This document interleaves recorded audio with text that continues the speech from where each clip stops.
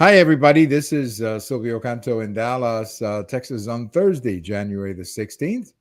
And as we like to do once in a while, this is our first sports program of 2025. And joining us is our good friend Dave Michaels, Dallas Fort Worth sports journalist, Dallas Fort Worth radio host, and just a very knowledgeable guy when it comes to sports. So let me say hello to David. Even though you can't see him, I think we're going to work on that. We're trying to work on that video. There's a little problem there, at least on our end.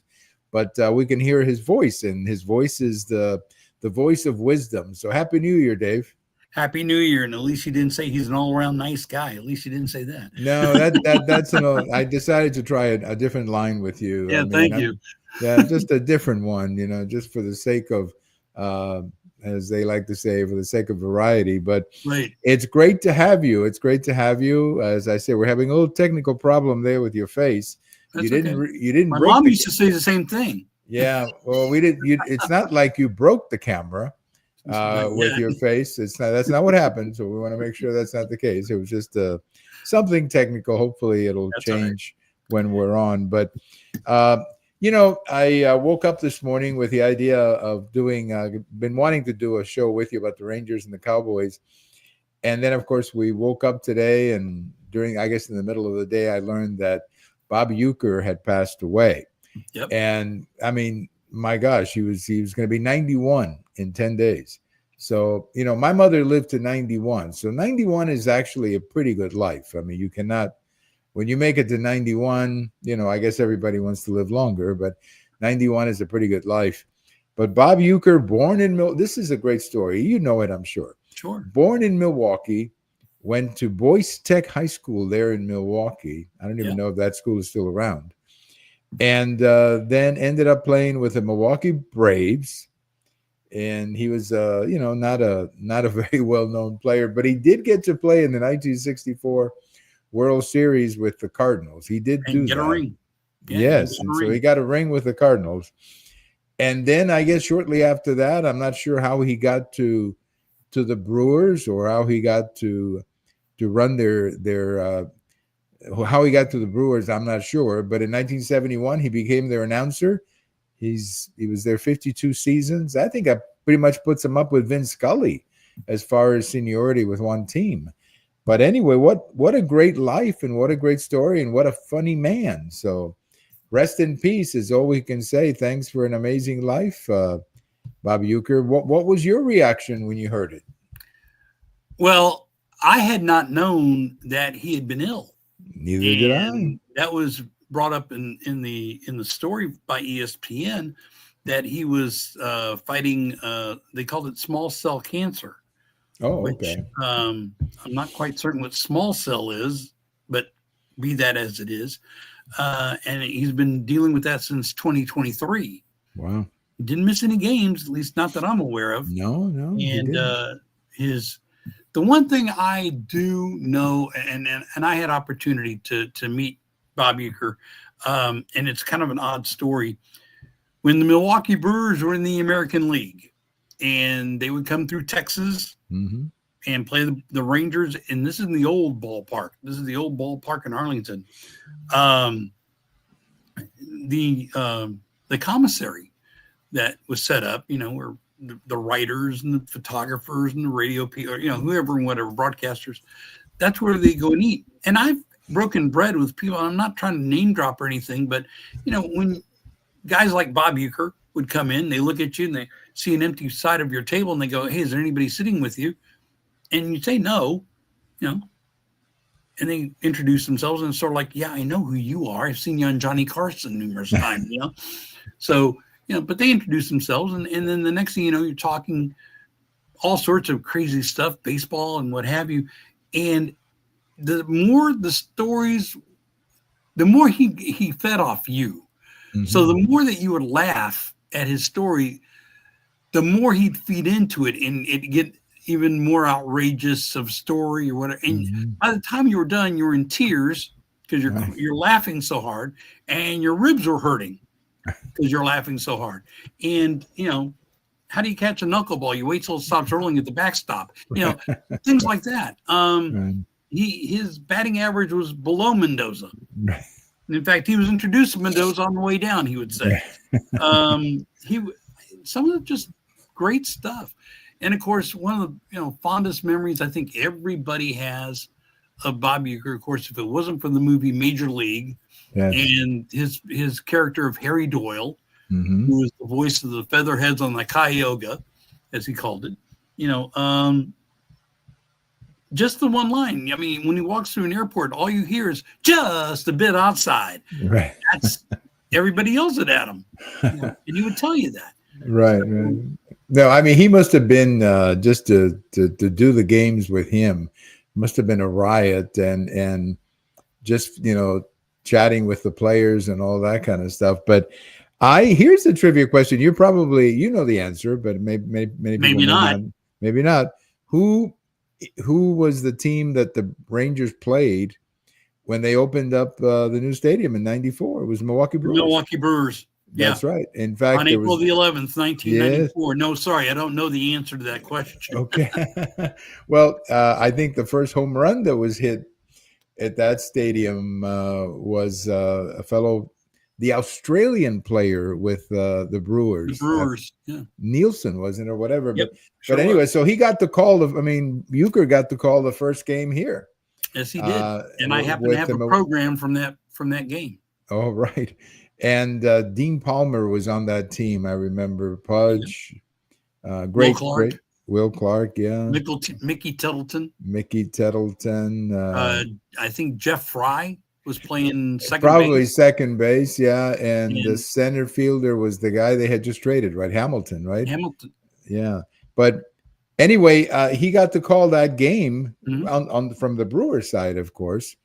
And then not too long after that, Milwaukee decided to build their own stadium, and they built the stadium where they play right now. But I had the opportunity in 71 or 72 to go up to the press box with a friend of mine, a college friend of mine. We got up there, and I was sitting, he was calling the game behind me on the second row, and I was underneath him listening to the game, and he was a riot. I mean, everybody was cracking jokes with him. He was, teasing everybody, needling everybody, had great lines. Oh, yeah. Although I didn't live in Milwaukee long enough to hear enough of his games.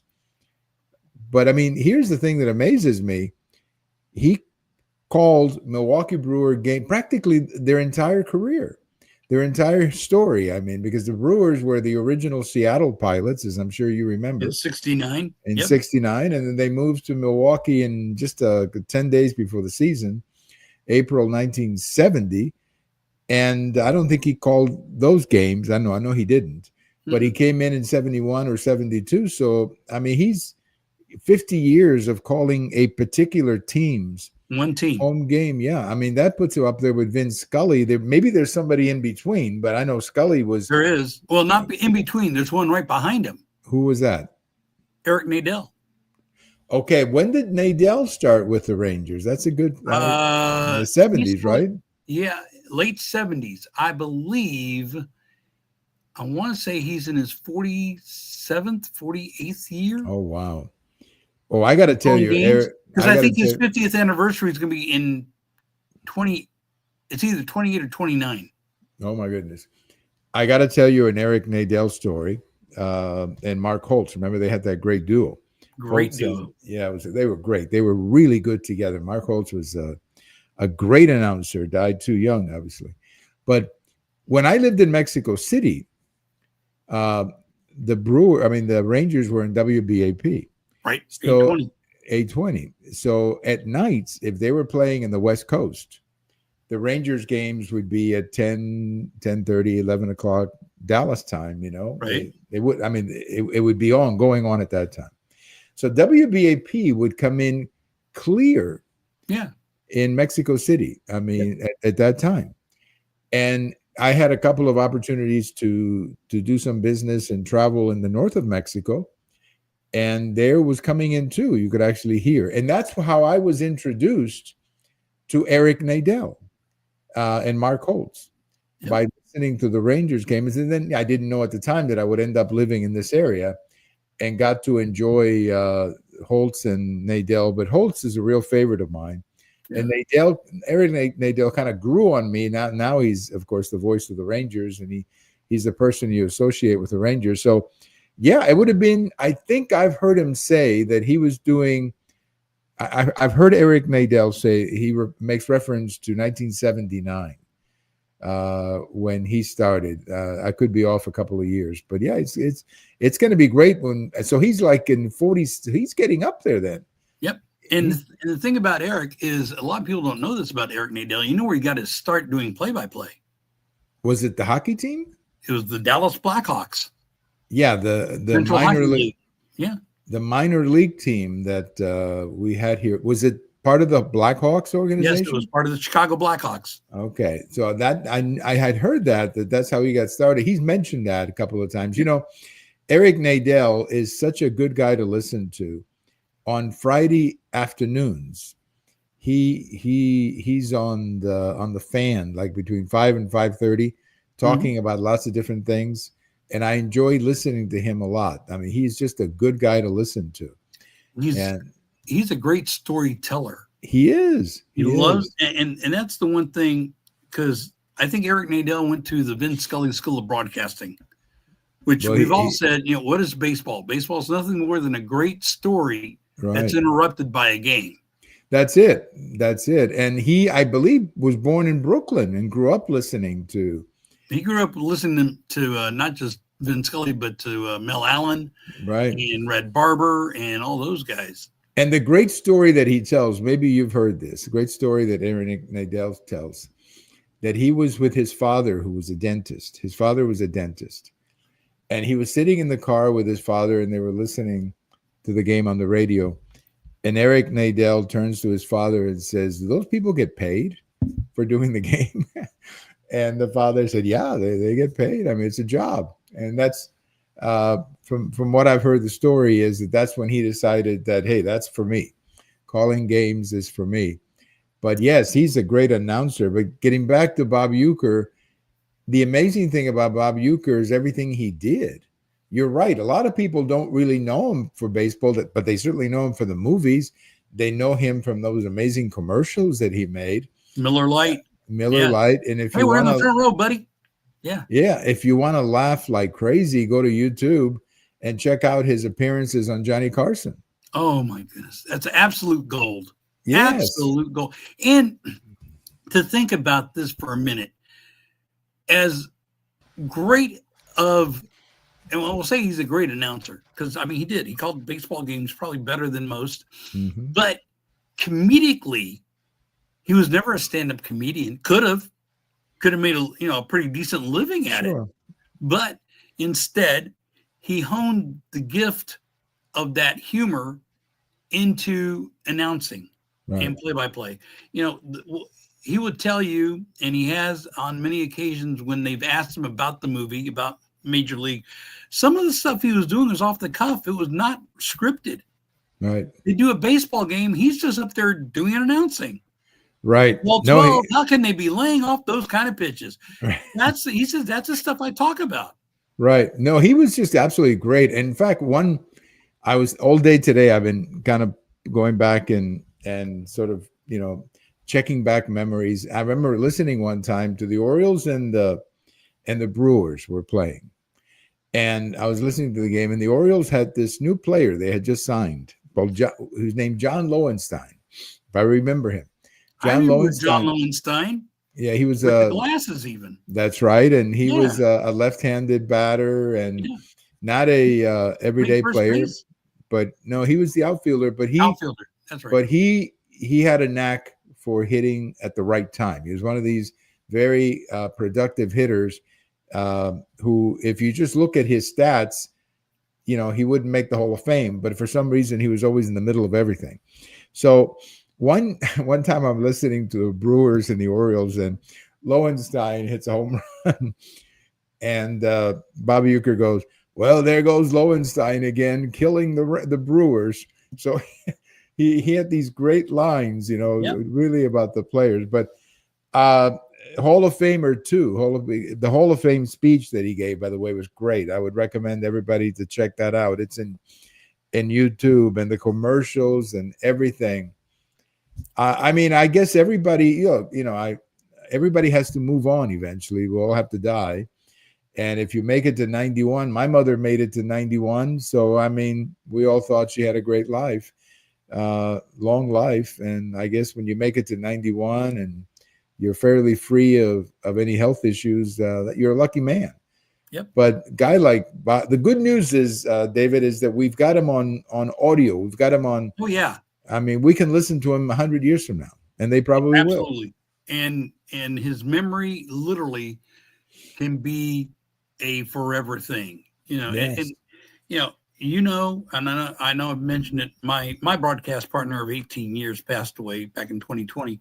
Yes, I remember that. His mom is still alive, and his mom asked, how can she hear her son? Well, obviously you can go to any one of our on the website that I have, and everything we've done is archived. And I told her just hit 2020 and go backwards, and you can hear everything that your son's ever done, which she has done, by the way, because I can see who all logs in and listens to things. And I'm thinking, there's going to be a moment where you're really tired of hearing me, not so much your son, me. I tell people, if you have insomnia, go listen to one of my shows. I'll put you to sleep. I'm good. Yes. Well, I just wanted to reassure the audience that Dave is not hiding. It's just that for whatever reason, there's a technical problem. At least I cannot see the face. Maybe, hopefully the audience can. Maybe. But he's not hiding on purpose. This was a... yes, I am. All right. There you go. The witness protection program. I'm impersonating an announcer. You're impersonating Dave Michaels. That's it. So, but anyway, so we cannot see him, but he's there. Yep. But he's not hiding either. So don't. I don't know. This is not AI. No, I don't know what the issue is, but he's not the Invisible Man either. Remember that program, The Invisible Man? I do. David McCullum. Oh my good, is that him who did that? Man from Uncle? Yes. Oh, I didn't know that. Ilya Kuriaki, right? Series. Huh? Wasn't Ilya Kuriaki from The Man from Uncle? That was his name in Man from Uncle. Right. So he was the Invisible Man? Yeah. When they brought that to TV, he was the Invisible Man. I didn't know that. Well, yeah, and then we all fell in love with him again when he played Ducky on NCIS. Okay, that part I don't quite remember. But The Man from Uncle, when we first came to the United States, that was a big thing. That was a huge thing in 65, I think 65, 66. And I remember it was the Monkees at 6:30, I believe. Yep. And The Man from Uncle at 7. Yeah. Yeah. I remember that. And I think it was every Monday night too that we would have that. It was. And we would sit there and watch those shows on TV. The Monkees. Sylvia and I we can talk about TV trivia for days, but you probably beat me to it, but I could probably I can stay close to you on baseball trivia, but on TV trivia you might. I will concede that you'll probably finish. But if you know the answer to this question, then I'll really be. Remember that program, that Western that they had? It wasn't really a Western, I guess, but it was a family in the West called the Monroes. Oh my goodness. I know the title. I couldn't tell you who starred in it. The Monroes was a family. The Monroes was a family that was, going across the West, heading to the West. Right. And they lost their father and mother. So it was the eldest son, was, the son, and then there was a girl and a couple of little brothers and sisters. And the older brother and the older sister were pretty much responsible for their little brother and sister. So it was called the Monroes, and it was on those nights too, but it only lasted one season, unfortunately. Yep. But that was a great program. I don't think it was on the same night as The Man from Uncle, but I know the Monkees were. The Monkees and The Man from Uncle. That I do remember, because we used to make, we used to translate these shows for my mom, who didn't speak English. Okay. So that was how we. That must have been interesting for the Monkees. Yes. Try to translate those jokes into Spanish. Well, you can't. You really couldn't. Really couldn't. But we had the records or the LPs, so she kind of knew the songs. Okay. Because we would the play script. I'm sorry, Sylvia. Some of that just doesn't translate well. No, it's hard to translate because you can't. No. You can't. All you can do is come up with a close second to Right. the translation and give her an idea of what the joke was. Right. But And if my she father still didn't laugh, no, it's hard. My father had the same problem, by the way, with a Johnny Carson joke. Okay. Because my father started to watch Johnny Carson to practice English, and he would sit there during the monologue, and he wouldn't laugh, and I could understand it, and of course the audience, the TV audience, the crowd would laugh, and my father's face was so frustrated because he knew he was supposed to laugh, but he didn't get the joke, or he didn't get the punchline or whatever. Right. But that's what happens when you go from one language to the other. Well, anyway, Bob Uecker, I'm sure going to miss him. And I'm sure the fans, I spoke with a friend of mine in Milwaukee today who used to do radio up there at WSISN. He was the newsman, and he was up there for a long time. And I called him today, and he says, the city is like in shock. Their favorite citizen. Oh, yeah. They're in mourning.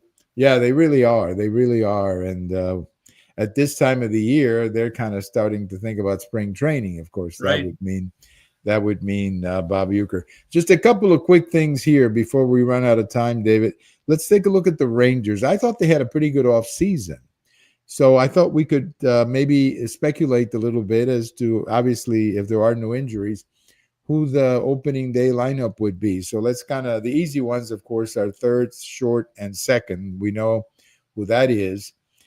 Starting pitcher, I would think DeGrom or maybe Eovaldi, one of those two. Most likely going to be Eovaldi. Eovaldi, okay. Yeah. If DeGrom starts, that means that he had a heck of a spring training.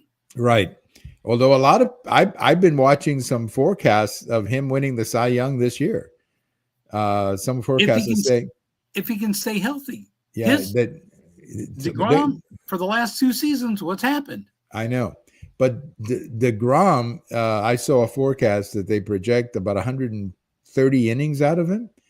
That's what I've seen. And I mean, if he does that, he's already won. By the way, he won the Cy Young one time. Yeah, I think with less than uniform. Yeah, with less than 10 wins, he was that effective though. The numbers were so amazing, but he didn't win 10 games, I remember. So anyway, so you've got the outfield, Garcia, Carter, and Langford. I'm not sure who's playing center field, though. Well, Leote could be the odd man out.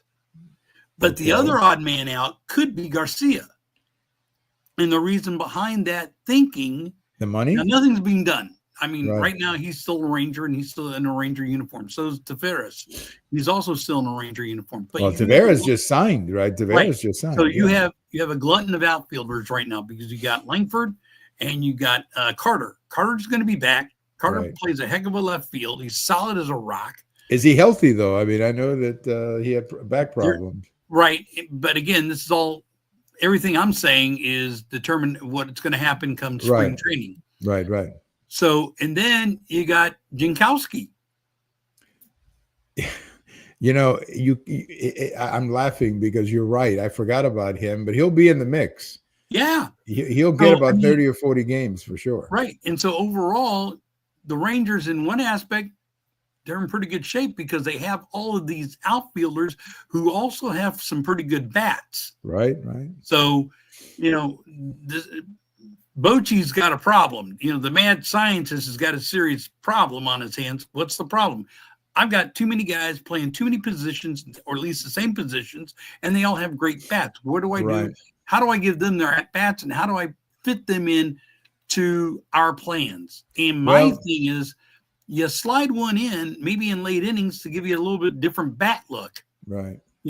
So that's not a bad problem to have. I'm going to be the first to tell you.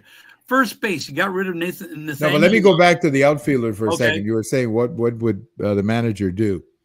I remember reading the Earl Weaver biography one time, and Weaver had a similar problem in the outfield in 71. He had Frank Robinson, Paul Blair, Don Buford, and Merv Redmond, who recently passed away, by the way. Yes, he did. And Weaver said that he would guarantee that all 4 of his outfielders would get enough at-bats to win the batting crown. And he did it by rotating, just like you're suggesting, rotating and making sure that all four would get enough at bats. Now, Frank Robinson would get whatever at bats he wants, obviously. And Don Buford was leadoff. But it was really more between Paul Blair and Merv Redmond. And Blair, of course, was a great glove. But anyway, he may do something like that too. Didn't Blair come from the Yankees? No, he ended up in the Yankees. No, he ended up in the Yankees in the mid-'70s to late '70s. I got it. That's right. He played amazing career. He played in 4 World Series with the Orioles, and then he played in 2 more with the Yankees.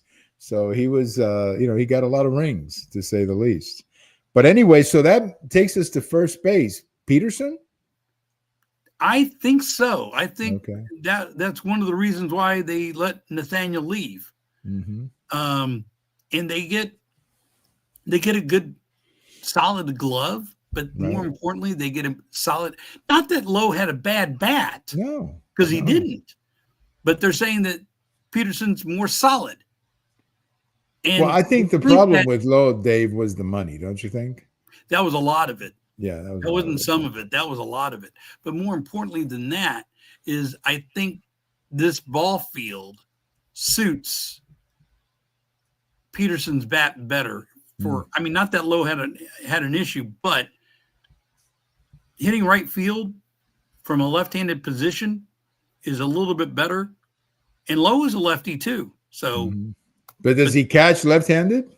No, he catches right and throws right. And how is he defensively? I know he played with the Dodgers. Really? Yeah, they say that he's solid. Was he with the D-backs when we beat the D-backs in the World Series? Yes. Okay. He was playing. He was playing. Yeah. I just don't remember him in that World Series. We don't remember a lot of players in that World Series from the D-backs. The only name that I remember seriously is Castro. The catcher, right? No, he was a pitcher. The pitcher, but I was he the one who gave up the home run to Garcia? To Garcia, right? Yeah. Like I said, he's the only one I remember. Well, the center fielder. Yes, you don't remember his name either. No, but I remember him physically. I remember. Oh yeah, I remember him physically. I just can't remember his name. No, I know, but and there's also, don't they have a shortstop from this area who went to Creekview High School? I thought they did, but I think you're right. Yeah. But anyway, so Peterson at first base, Young at third. You got Simeon and Seager and Simeon up the middle. Who's going to play center field though? If Taveras is not your starter, Carter or Langford plays center field? Langford in center because Langford has the speed. But do you think that? Or you think he? I mean, you believe he's got the range to play center field, Langford? He's got the speed. Because he always came up in left field. That's why I asked. Right. But I think he can convert to center. Okay. All right. Well, that would be great. That would be great. You know, a lot of people don't give him credit. Langford's got the speed. I mean, I know he does. In the park home run he hit? I know. No, I know that. I just, for some reason, he seemed a bit too bulky, too big to play center field. But, that could just be. They said the same thing about a young man named Mickey Mantle. Right, I know. That's right. Yeah, he could fly. He could fly. Carter would be fantastic if he's back, because he's one of my favorites. Carter showed in the 2023 season as few games that he played, because remember he was a call-up. That's right. And made himself known with that incredible catch in left field in the they Houston don't call game. it Minute Maid. Yeah, they don't call it Minute Maid anymore. Yeah, in the Houston game. Yeah, I don't know what they call it now, but the Houston game, yeah. Right, in the Houston series in Houston, and he literally climbed. He didn't climb the wall. He leaped up to the wall. Yeah, amazing. And snared a ball out of the air. Athletically speaking, he's an incredible athletic guy. So, yeah. I love him. I would love to see him come back and maybe even win Rookie of the Year, because I don't think he's got enough at bats to. I don't know how many he lacks for rookie.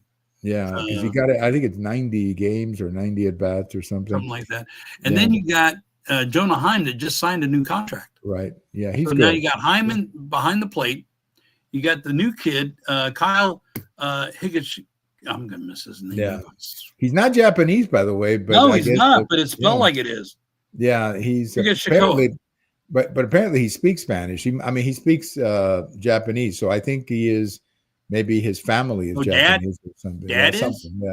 something like that. Yeah, but and he's the other first baseman you mentioned earlier off air was Foscue. Foscue, right?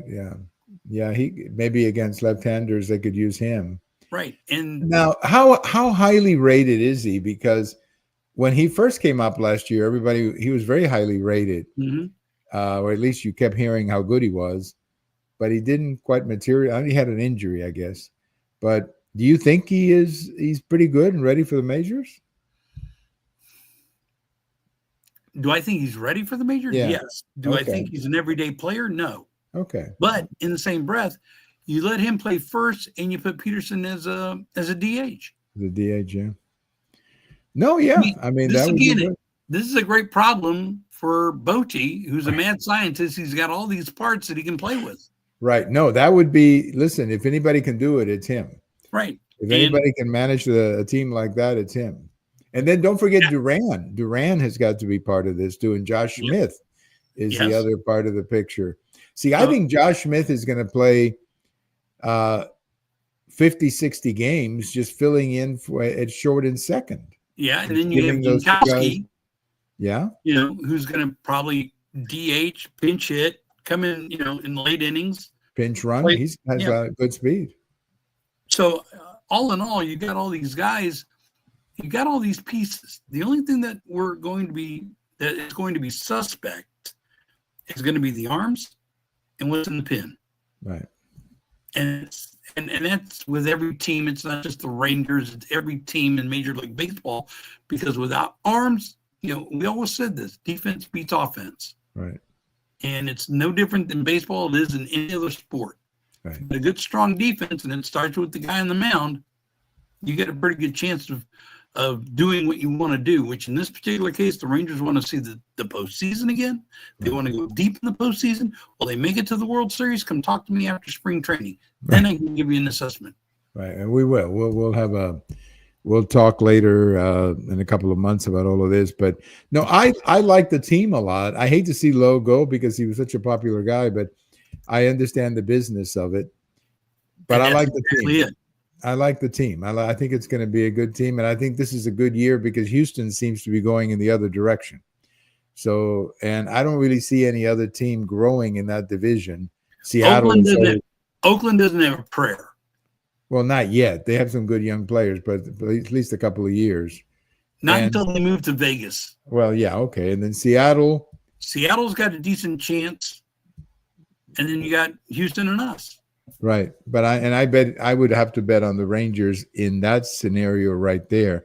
Well, I tell you what, we're almost out of time, but tell me about the Cowboys. I was not surprised that McCarthy got fired, but on the other hand, I was because he quit. See, there's is that what you're hearing? Because here's let me just kind of tell you what I was thinking, and then please tell me your story. Sure. I got to the point on Sunday that after that game that I said, you know what, I think they're going to keep McCarthy. I think Jones is going to realize that this is not McCarthy's problem. When Troy Aikman came out and spoke well of McCarthy, I said, I think he's in.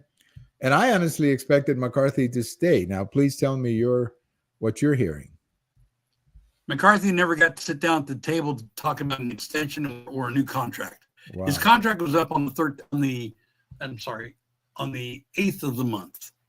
That's when his contract officially was up. You mean 8th of January, yes. Yeah. That's when his contract was officially up. The game was over on the 5th was our last game against the Commanders. When the game was over, I knew that it was his last game as a Cowboy head coach. Yeah. Mm-hmm. Because, again, Jones never sat down with him during the season and said, even though at the beginning of the year it was, I'm all in. Remember that phrase? I'm all in.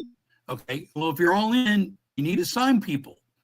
All right. You signed Dak. Yeah. You signed CD Lamb. You signed, you got all the players you want, but did you sign your coach? No. Mm-hmm. So in that aspect, the coach is now a lame coach. He really was. go through the injuries. He Right. did the best he could. Cooper Rush, all that, great. But it still didn't solidify him. And even though the team said, "Oh, we backed the coach. We want the coach. We want McCarthy." He was a team coach. Right. Nobody had his back, especially the ownership. Here we are now. He's gone. And like you said, he was fired. I think he actually said, "You can't do that. I quit." Mm-hmm. One of those type of situations. Will McCarthy get another job? Yeah, absolutely he will. Probably sooner than later. Right. Who are the Cowboys going to hire? Well, we're going to erase one name right off the bat. Anybody bringing up Deion Sanders' name ain't happening. No how, no way. That's what I think. I just don't see him. But No. who else do you hear? Well, Mike Tomlin got fired today from Pittsburgh. That's it. He's been there a long time, hasn't he? He has. He's also gone to a Super Bowl. Right. He's also won one. Well, that's the same McCarthy record, I guess, right? Kind of, but in the same breath, the team at Pittsburgh changed. It was, like every team, be it on any level, you evolve and you change. We've seen it time and time and time again. Look at the Patriots. For as long as they were on top of the mountain, now look at them. Right. Right? As long as we've seen it with the Denver Broncos. As long as they were on top of the mountain, now look at them. Right. So here we are looking at the Dallas Cowboys. When was the last time the Cowboys even sniffed the Super Bowl? Oh, that's right, 1996. Oh, my God, yeah. Okay, so we're talking this is Super Bowl 59. That's 29 years since the last time the Cowboys saw the Super Bowl. I think they played in Super Bowl 30, right? Right, they did. Yeah.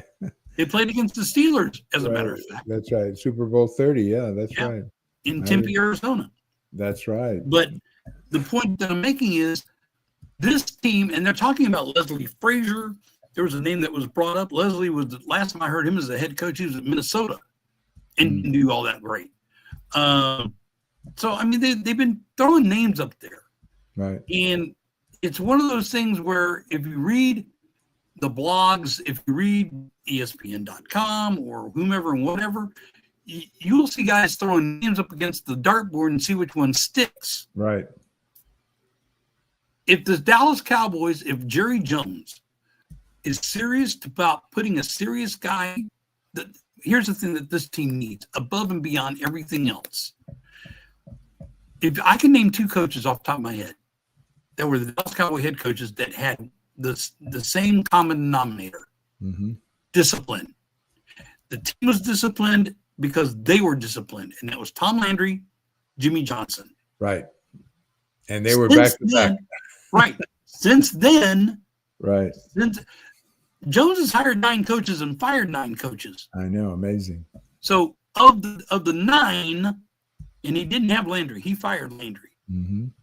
So of the 9, the last guy to have Bill Parcells was a disciplinarian, but he couldn't discipline because Jones wouldn't allow it. Right. Jones is the guy that crammed Terrell Owens onto the team under Parcells. Parcells didn't like him. He didn't even call him by his name. Serious. So yes, I believe it. So this team needs a guy who has discipline, who will not allow, and this is the big part. Remember, Jones is going to be 82 in October. Right. So is it time for him to step away and step down? Me personally speaking, yes. I agree with that. Yeah. Will it be turned over to Steven? Steven? Okay. Maybe. But I think if Steven is smart and he becomes the owner of the team, is Steven smart enough to know, maybe I need to get somebody on the outside looking in. Right. As a GM. That's what I think they should do. Give it to Steve, and then Steve brings in a GM, who runs a team, and then Steve you be the owner. Steve can watch the games from the suite. Right. And be the owner. Don't be the face. Don't be the GM. In fact, how many times did you ever see? And I grew up a Cowboy fan. I grew up in the heyday of the Cowboys, but I'm going as far back as the 60s and into the 70s. And throughout that, I remember Tom Landry having a TV show with Frank Gleber, right? Talking about the upcoming game, the past game, the upcoming game.